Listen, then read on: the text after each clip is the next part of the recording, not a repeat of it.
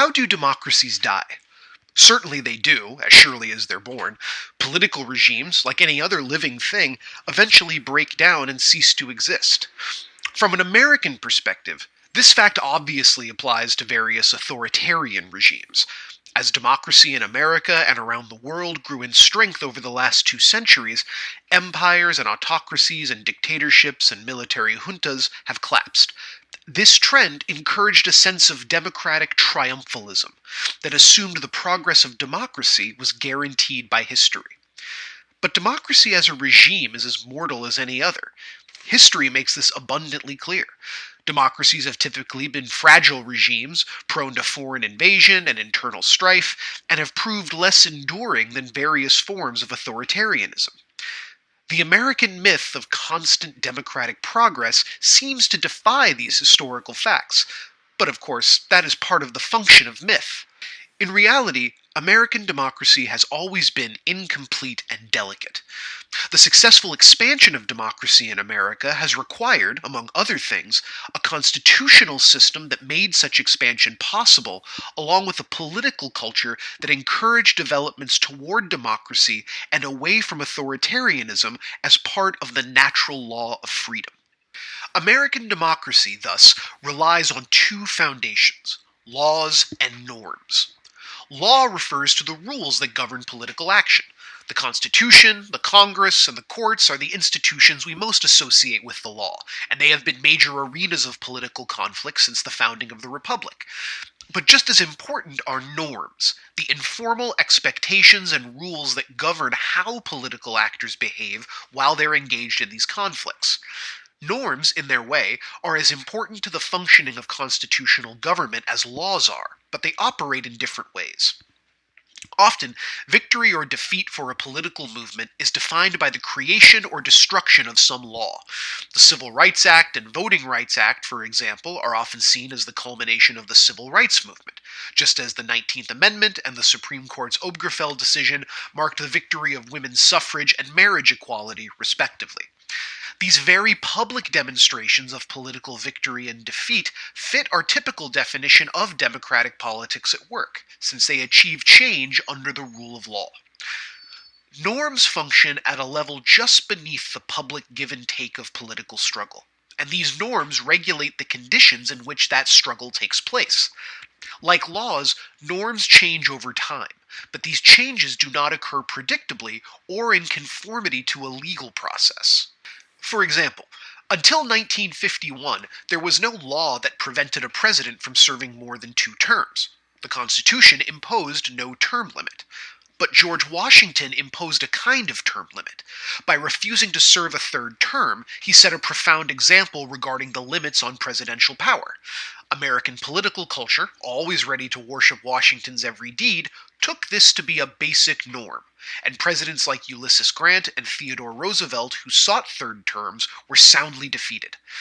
This changed in the summer of 1940, when Franklin Roosevelt, alarmed by the collapse of France and the German conquest of Europe, sought and won a 3rd term as president.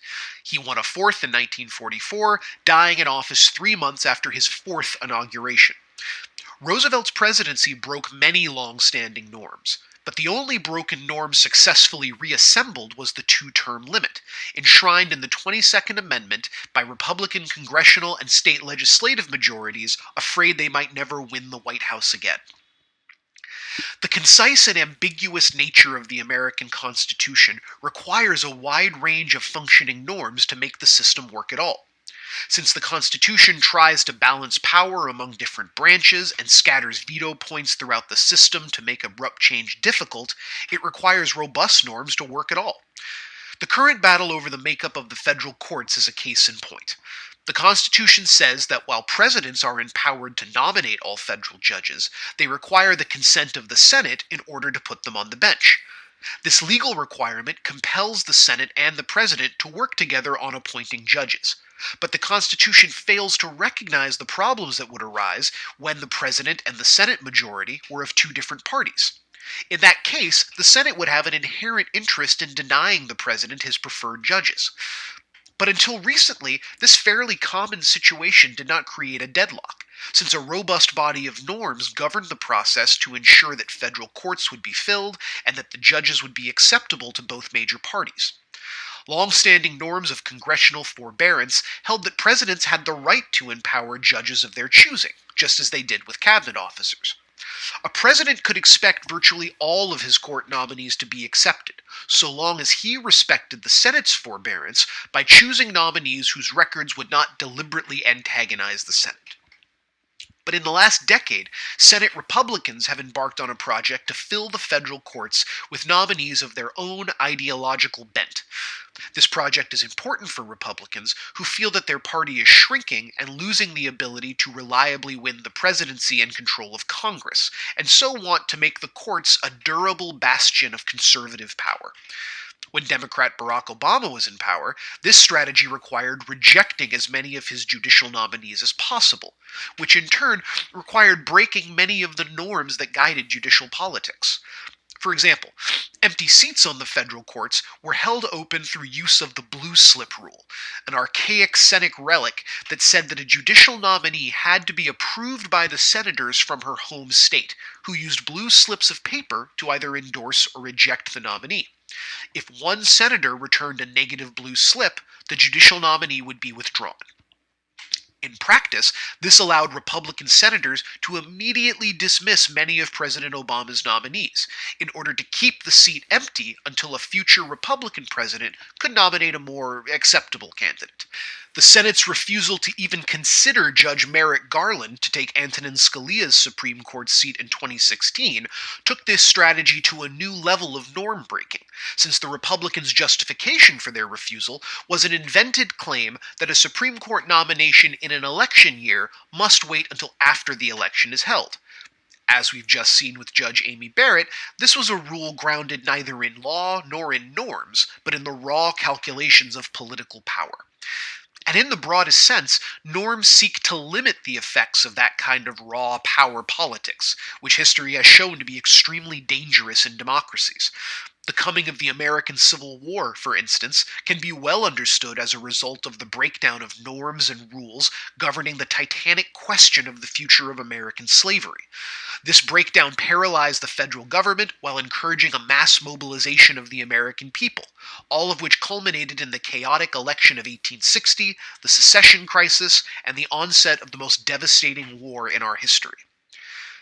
Modern-day studies of democratic decline focus on the issue of norms in order to help make sense of the fact that authoritarian regimes can exist within a system seemingly governed by the rule of law. When we think of democratic collapse, we tend to think of riot and revolution, civil disorder and chaos that compels the use of force to restore order. In many cases, direct military rule has replaced democracies seen as too weak and ineffective to maintain order. Episodes like these still occur, but in the 21st century, an increasingly common form of authoritarianism uses the trappings of democracy as a kind of puppet show that distracts from the reality of power. Post-Soviet Russia, for example, has regularly held elections in conformity with the basic democratic principle of majority rule.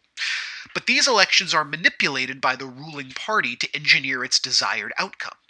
Vladimir Putin happily performs the rituals of democracy, like when he switched roles with his loyalist prime minister to conform to constitutional niceties, even though he has never once allowed it to challenge his power within the Russian state. Sham elections are also common among Arab states that are ostensibly democracies, even though elections always return the ruling party to power, often with ludicrously high vote totals. Ruling governments have also shown a growing willingness to use state power against their democratic rivals. In Malaysia, Thailand, Venezuela, and the United States, heads of state have prosecuted their political enemies on trumped-up charges, seeking to remove them from democratic competition by branding them criminals. This is the danger that all democracies face. Efforts to undermine them from within that hollow out democratic institutions in such a way that they appear to still be healthy and responsive, when in fact they are being manipulated by existing rulers to perpetuate their rule, in defiance of both the norms and the laws that make democracy possible in the first place.